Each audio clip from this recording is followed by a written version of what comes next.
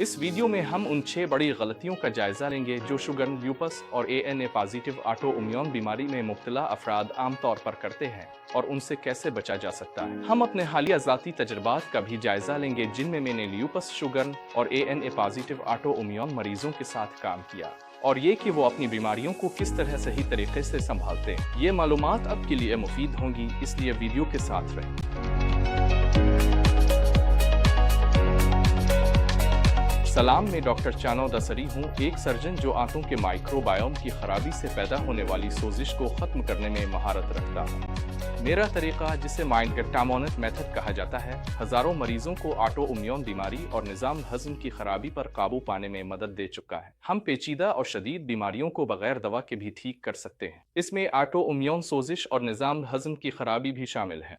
अगर आप देखना चाहते हैं कि हम ये कैसे करते हैं और हमारी कामयाबी की कहानियां जानना चाहते हैं, तो डिस्क्रिप्शन में दिए गए लिंक पर जाएं। काम विजिट करें और डिस्कवरी कॉल के लिए दरख्वास्त दें। अब ये गुफ्तगू बुनियादी तौर पर एएनए पॉजिटिव ऑटो इम्यून बीमारियों पर मरकूज होगी, जैसे कि ल्यूपस, शुगरन सिंड्रोम और मिक्स्ड कनेक्टिव टिश्यू डिसऑर्डर। मेरे पास सालों के दौरान एएनए पॉजिटिव ऑटो इम्यून बीमारी के बहुत से मरीज आए हैं जिन्होंने बगैर दवा के अपने अलामात को रिवर्स किया और सोजिश पर काबू पाया। लेकिन इन लोगों को खास क्या बनाता है? क्योंकि अक्सर जब आप डॉक्टर के पास जाते हैं और सुनते हैं कि ल्यूपस, शुगरन या मिक्स्ड कनेक्टिव टिश्यू डिसऑर्डर का इलाज मुमकिन नहीं है, हकीकत में वो आपको सिर्फ कुछ टेस्ट और कुछ दवाएं तजवीज़ करते हैं और बस इतना ही। मैं आपको अपनी ज़ाती तजर्बे से बता सकता हूं कि जब मैंने ऑटो इम्यून सोजिश का सामना किया तो मुझे भी यही बातें सुनने को मिलें जो बिल्कुल दुरुस्त नहीं थी। तो इस वीडियो में मैं उन बड़ी गलतियों पर बात करना चाहता हूं जो लोग इस वक्त करते हैं जब वो lupus, sugar, mixed connective tissue disorder और एएनए पॉजिटिव ऑटो इम्यून बीमारी के लिए गलत मशवरे सुनते हैं। और उम्मीद है कि आपको ये नुक्ता नज़र दूंगा कि ऑटो इम्यून बीमारी से गैर मामूली सेहत याबी कैसे हासिल की जा सकती है और एएनए पॉजिटिव अलामात को हमेशा के लिए कैसे पलटा जा सकता है। अच्छा, वो कौन सी 6 बड़ी गलतियां हैं जिनसे आपको बचना चाहिए जब आप lupus, sugar, ANA positive auto immune condition का सामना कर रहे हों? नंबर 1, आंतों की हरकत को नज़रअंदाज करना। जैसा कि आप जानते होंगे, मुदाफ़ियती निज़ाम का 70 से 80% हिस्सा आंतों में मौजूद होता है। इसे म्यूकोसा से मुंसलिक लिम्फेटिक टिश्यू कहा जाता है, जिसे मुख्तसर तौर पर मालद भी कहते हैं, और यह तकरीबन पूरे निज़ाम इंहिज़ाम पर मुहित होता है। तली और जिगर में भी इजाफी मुदाफ़ियती टिश्यू मौजूद होता है और यहाँ तक कि मुंह और ऊपरी सांस की नालियों का भी इसमें अहम किरदार है। आमतौर पर जब हम ऐसी सोजिश देखते हैं जो पूरे जिस्म को मुतासिर कर सकती है, चाहे वो जल्द हो, जोड़ हो, असाब, तेराइड, आंतें, आलुआबी गुदूद, ये तमाम सोजिश जिनमें थकन, दिमागी धुंध, आंखों का खुश्क होना, दर्द जैसे अलामात शामिल हैं, उन सब की इब्तिदा और मुहर्रिक जीआई ट्रिकेट यानी निज़ाम इंहिज़ाम से हो सकता है। आखिरी उज़्व जो मुतासिर होता है वो दिमाग, जोड़, जिगर, आंखें, लुआबी गुदूद, असाब, जल्द, तेराइड या कोई और हो सकता है और ये मखसूस बीमारी से मुताल्लिक होता है। तो आखिरी उज़्व मुख्तलिफ हो सकता है, लेकिन जो पैटर्न मैंने देखा है वो ये है कि सोजिश का आगाज़ जीआई ट्रिकेट से होता है और मुख्तलिफ तहकीकी मुतालियात में भी ये बात साबित हुई है।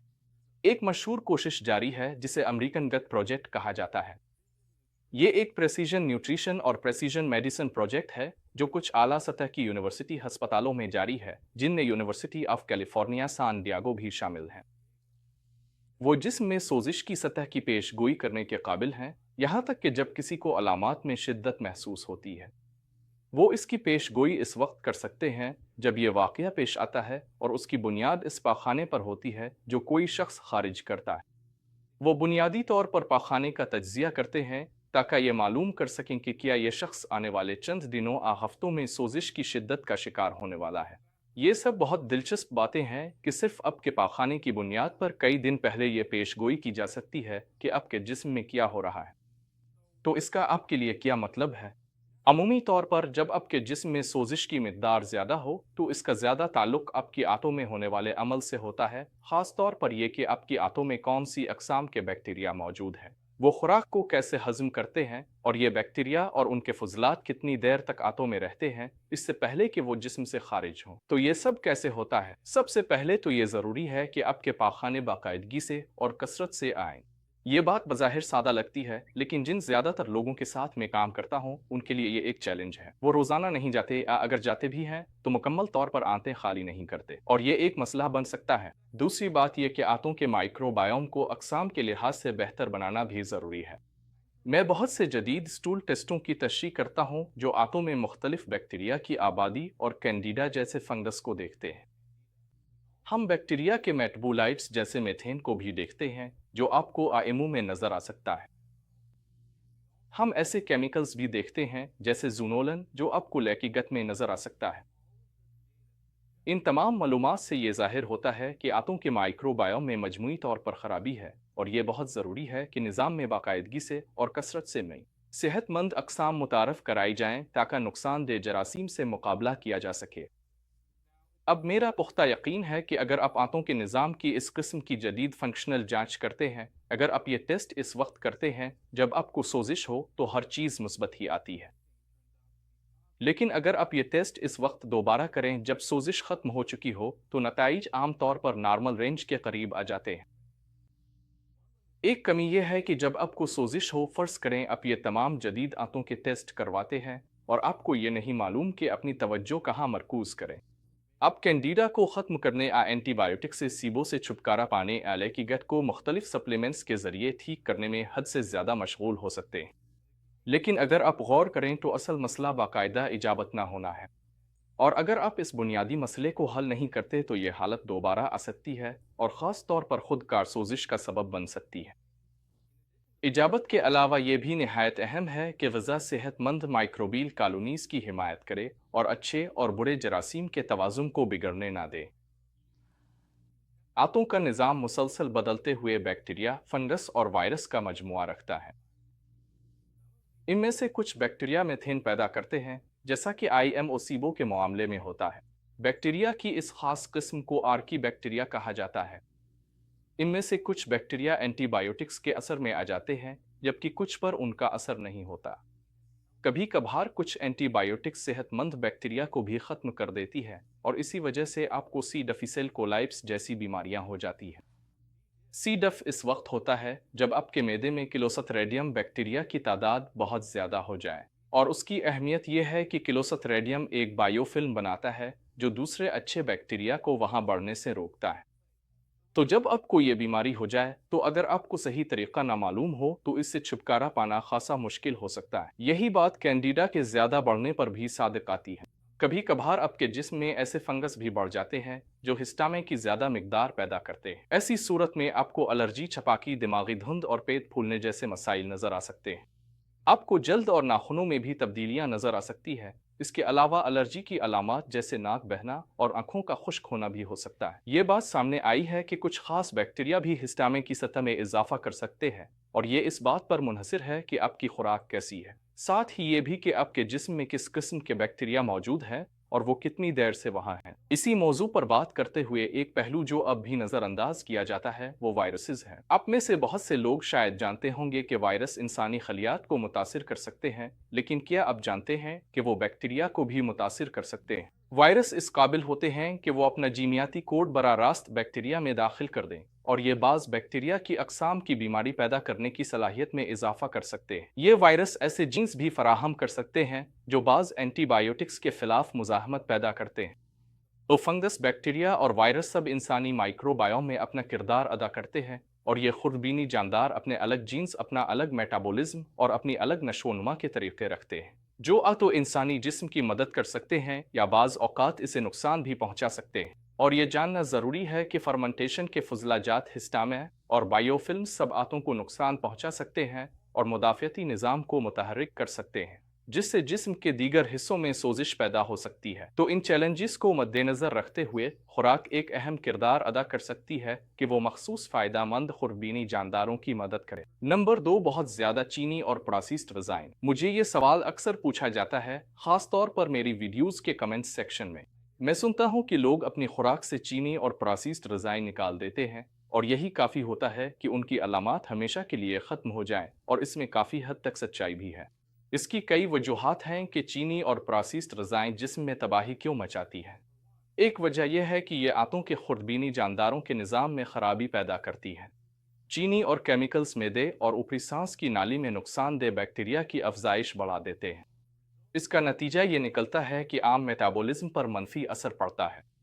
मिसाल के तौर पर चीनी की मौजूदगी में फैटी एसिड्स के मेटाबॉलिज्म से नुकसानदेह कोलेस्ट्रॉल की अकसाम बनती है, जैसे इराचिडविक एसिड, और ये टिश्यूज को ऑक्सीडाइज भी करता है।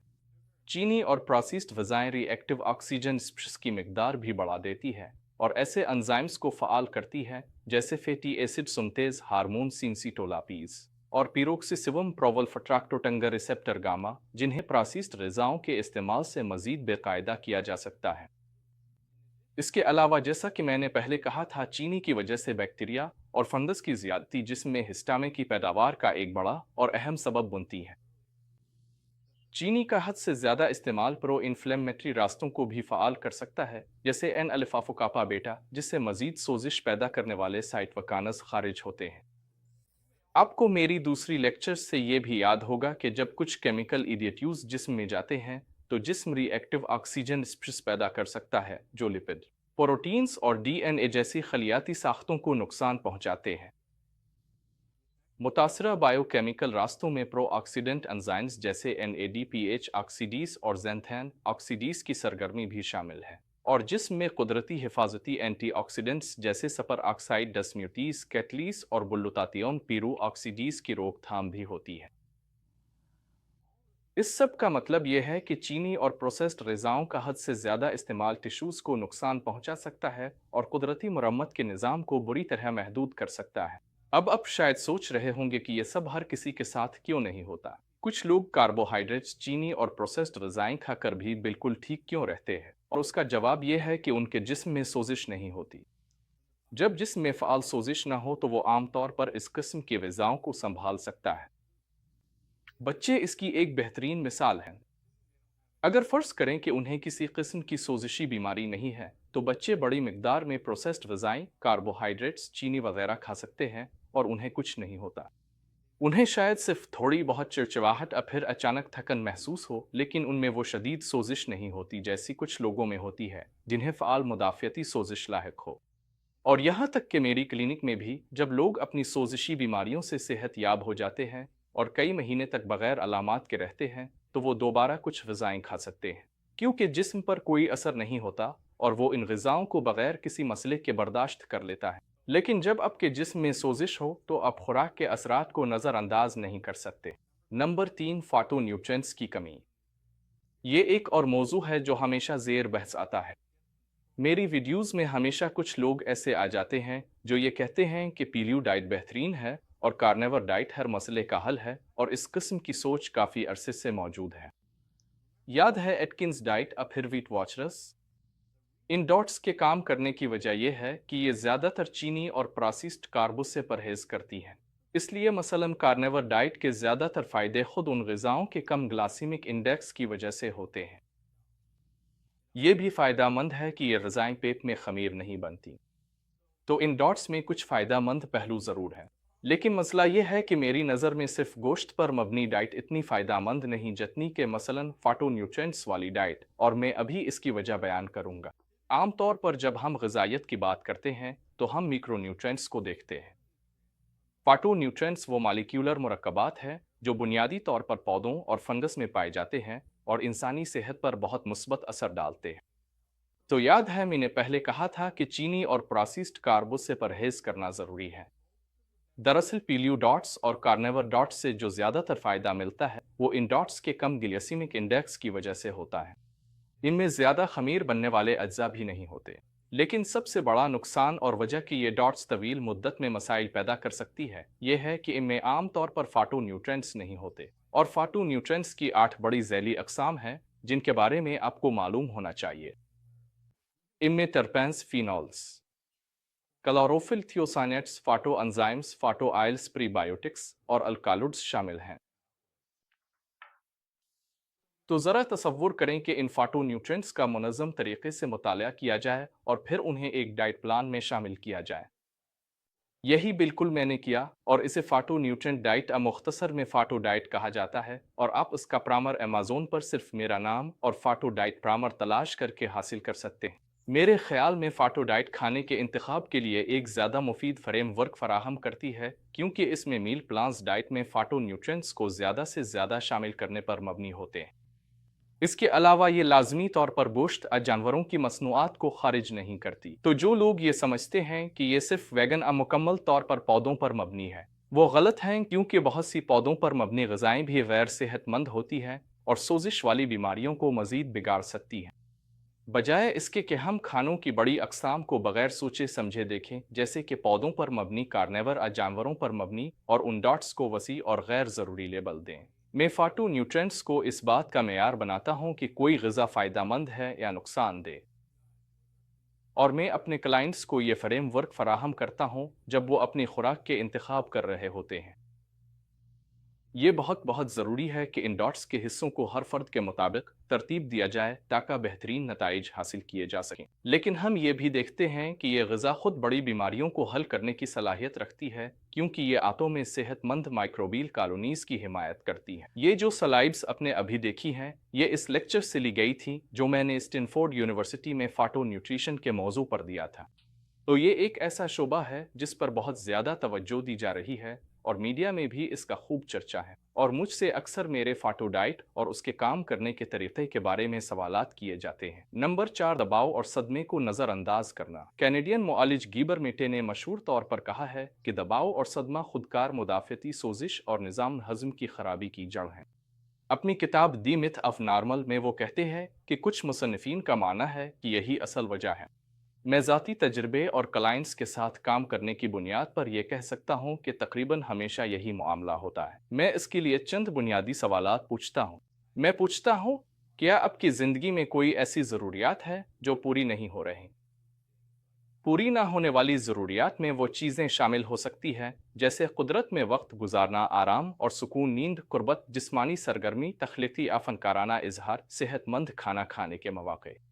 जब मैं उनसे इन पूरी ना होने वाली ज़रूरियात के बारे में पूछता हूँ तो तकरीबन हर शख्स यानी 100% लोग जिनसे मैं बात करता हूँ उनमें कम अज़ कम एक या दो ऐसी ज़रूरियात ज़रूर होती हैं। अब अगला सवाल जो मैं पूछता हूँ वो ये है, क्या चीज़ आपको इस पूरी ना होने वाली ज़रूरत को पूरा करने से रोक रही है?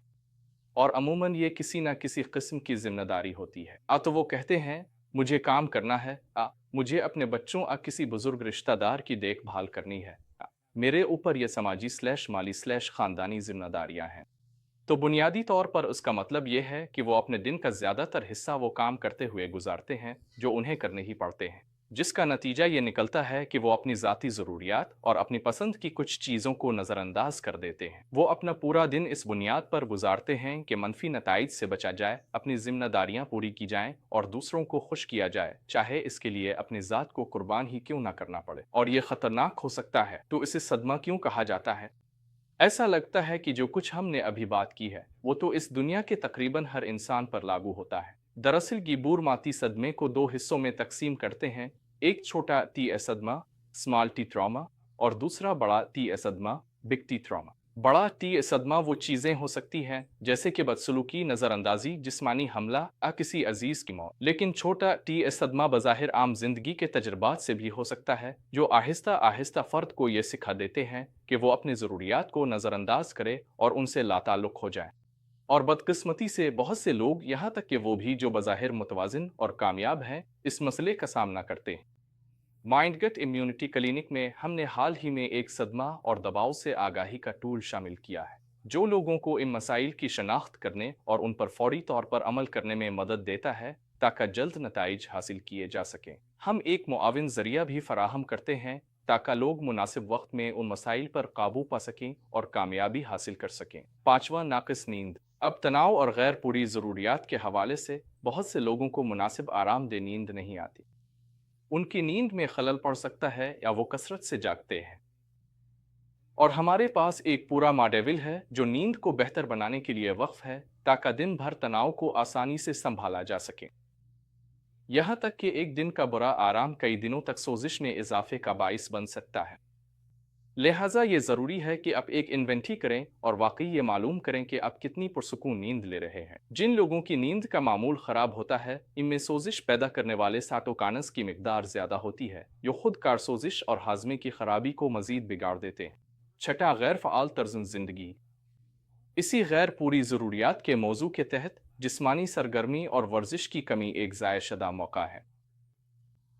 हर बार जब हम वर्जिश करते हैं, हमारा जिस्म खलियाती सिग्नलिंग मालिक्यूल्स और हार्मोन्स खारिज करता है जो टिश्यूज़ को शिफा देते हैं। ये फ़ायदेमंद केमिकल्स सोजिश को भी रोकते हैं। मिसाल के तौर पर जो लोग बाकायदगी से वर्जिश करते हैं, उनमें तवील मुद्दत तक TNF-अल्फ़ा की सतह कम रहती है।